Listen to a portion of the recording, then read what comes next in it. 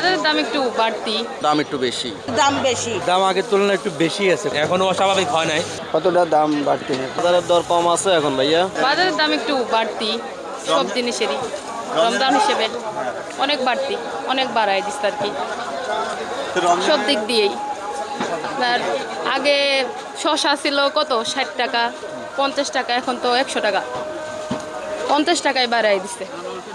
তাহলে তো মনে করেন যে আমাদের মধ্যবিত্তদের খাওয়া এরকম, যারা গরিব তা তো খাইতে পারে না। আসলে সাশ্রয়ী বলাও যাচ্ছে না, আবার আমরা যেহেতু সাধারণ মানুষ হিসেবে আমাদের নিজেদের যা প্রয়োজনীয় জিনিসপত্র আছে সেগুলো আমরা নিচ্ছি আর কি। আজকে যে ব্রয়লার দেখলাম, ব্রয়লারের রেট একটু বেশি আগে থেকে, এখন দেখলাম 180 টাকা, কিন্তু এর আগেও তো দেখলাম 160 টাকা বা 55 এরকম সেল হয়েছে, তো একটু দেখতেছি বেশি দাম। গরুর বাজারও মাংসের বাজারও দেখলাম যে বিভিন্ন জায়গায় বিভিন্ন রেটে বিক্রি হচ্ছে, 750 থেকে 850 এরকম। তো গরুর বাজারও দেখলাম দাম একটু বেশি। রমজানের আগে আমরা মুরগি কিনেছিলাম, ধরেন ব্রয়লার যেগুলো কিনতাম 155-60, সেগুলো দেখলাম 180। গরুর গোশত কিনতাম 720 বা 750-র মধ্যে, সেগুলো 800 বা কোথাও কোথাও দেখলাম 850 সেল হচ্ছে। তো একটু দাম বেশি মনে হচ্ছে সব কিছু মিলে। আগের তুলনায় একটু বাড়তি আর কি, সামান্য। মানে আগে বলতে 260-70 এরকম ছিল, এখন ওই যে অনেকে 300 করে চাইতেছে, এনার কাছ থেকে একটু দরাদরি করে 260 টাকা করে নিচ্ছি, 280 টাকা করে নিচ্ছি। কতটা দাম বাড়তি না, স্বাভাবিকের মতো আছে।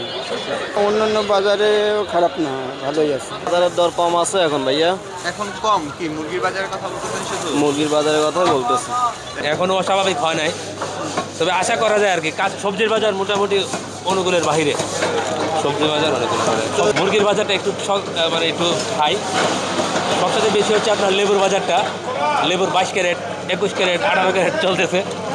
লেবুর বাজারটা খুব বেশি দাম, এমনি মোটামুটি অনুকূলে আছে। দরদাম খুব বেশি ভালো দেখতেছি না, দরদাম তো আগের মতোই চলতেছে। চিংড়ি মাছ প্রায় 1000 টাকা, ছোটো ছোটো চিংড়ি মাছ ওগুলো তো 600 টাকাও হয় না। সব মাছের দাম বেশি।